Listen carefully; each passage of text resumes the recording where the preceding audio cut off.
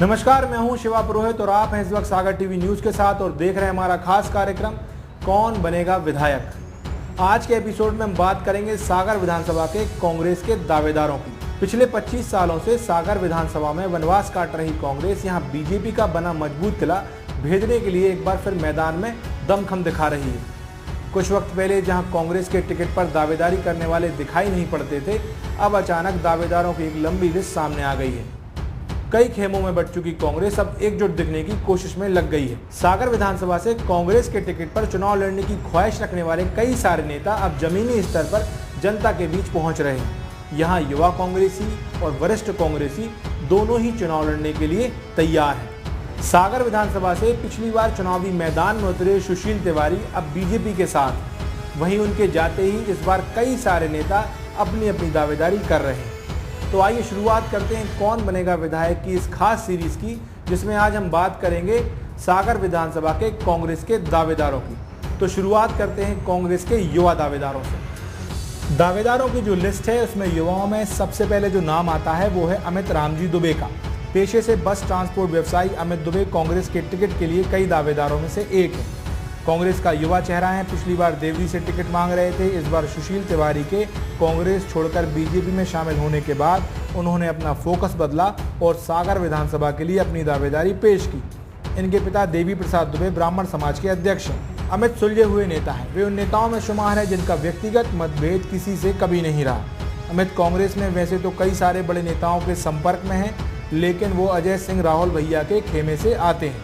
वो कांग्रेस के एक युवा एनर्जेटिक नेता हैं जो हाल ही में हो रही तालाब सफाई में श्रमदान करने वाले नेताओं में सबसे पहले सामने आए थे। इन्होंने इस बार सागर विधानसभा से अपनी दावेदारी पेश की है। कांग्रेस के दावेदारों में जो दूसरा नाम आता है वो है एक और युवा नेता नेवी जैन का।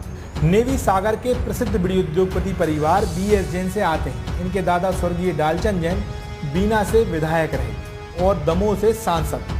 साथ ही इनके पिता नवीन जैन सागर नगर निगम के पहले महापौर रह चुके हैं। कभी फिल्म इंडस्ट्री में दिलचस्पी रखने वाले नेवी अब अपने परिवार की राजनीतिक विरासत को आगे बढ़ा रहे हैं।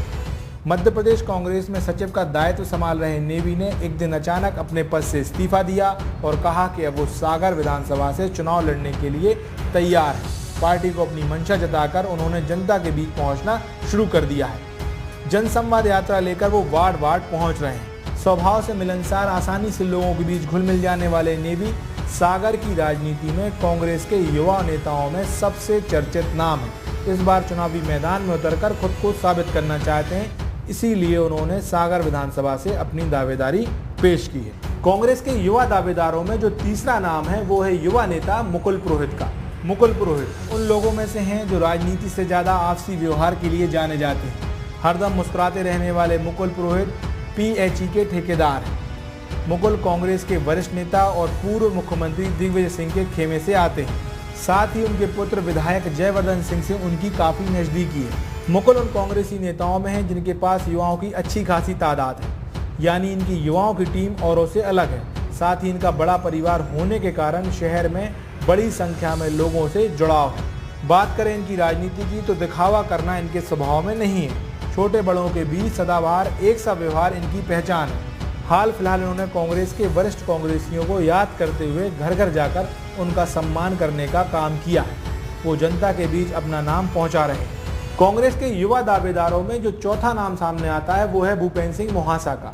भूपेंद्र सिंह मोहासा लंबे वक्त से टीम राहुल गांधी का हिस्सा रहे हैं। भूपेंद्र सिंह मोहासा उन युवा नेताओं में शुमार है जिन्होंने कम वक्त में कांग्रेस में पार्टी स्तर पर एक मुकाम हासिल किया है। लगातार कांग्रेस के लिए काम करने वाले भूपेंद्र देश भर में कांग्रेस के सिपाही बनकर काम कर रहे हैं। फिलहाल वो सागर विधानसभा पर अपना फोकस जमाए हुए हैं। ये कांग्रेस के स्मार्ट प्लेयर कहे जाते हैं। कांग्रेस में अधिकांश नेताओं से जुड़े रहने के साथ साथ दिल्ली में भी अच्छी खासी पकड़ बनाए हुए हैं। सागर विधानसभा में अंदरूनी तौर पर काम कर रहे हैं। जहां बाकी के दावेदार सड़कों पर बीजेपी का विरोध कर जन समर्थन जुटा रहे हैं, वहीं MBA कर चुके भूपेंद्र कुछ अलग ही स्ट्रेटेजी बनाए हुए हैं। वो सागर विधानसभा में अपनी पकड़ गुपचुप ढंग से बना रहे हैं। दावेदारी वो खुलकर करते नहीं, लेकिन उनके अरमान साफ साफ लोगों की समझ में आ जाते हैं। फिलहाल वो कांग्रेस के AICC के मेंबर हैं, जो कि एक बड़ी उपलब्धि है। युवाओं में भी वो कांग्रेस के भीतर लोकप्रिय हैं।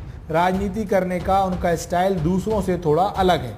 सागर विधानसभा से दावेदारी करने के लिए अब वो मैदान में उतर चुके हैं।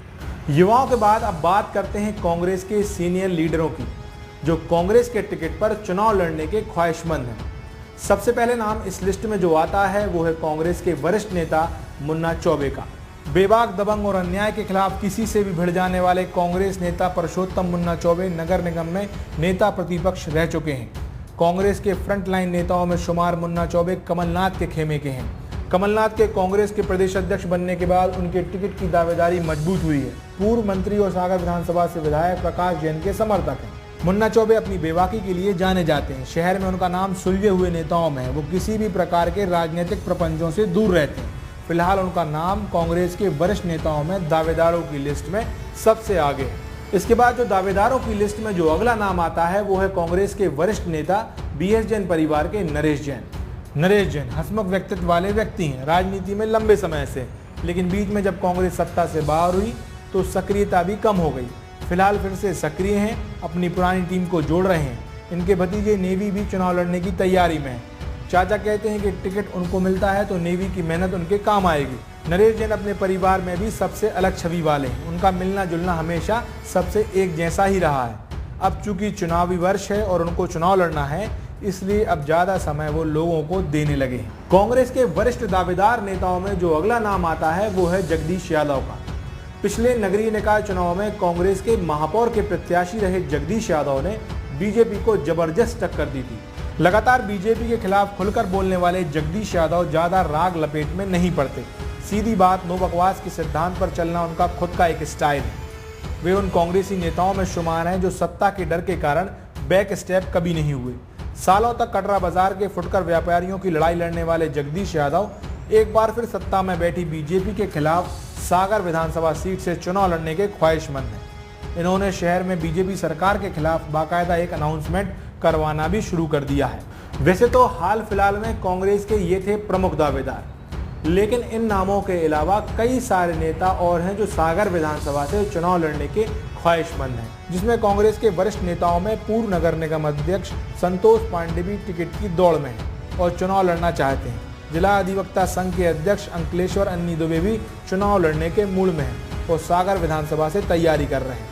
वहीं दो दावेदारों के नाम ऐसे भी हैं जो एक नहीं दो सीटों पर अपनी नजर जमाए हुए हैं। पहला नाम पूर्व विधायक सुनील जैन का है, जो देवरी के अलावा सागर पर भी अपनी नजर जमाए हुए हैं। वहीं दूसरा नाम जिला शहर कांग्रेस अध्यक्ष रेखा चौधरी का है, जो नरियावली के अलावा सागर विधानसभा सीट से भी चुनाव लड़ने की ख्वाहिशमंद है। तो ये थे सागर विधानसभा सीट से कांग्रेस के दावेदार जो टिकट की दौड़ में हैं और चुनाव लड़ने के ख्वाहिशमंद भी।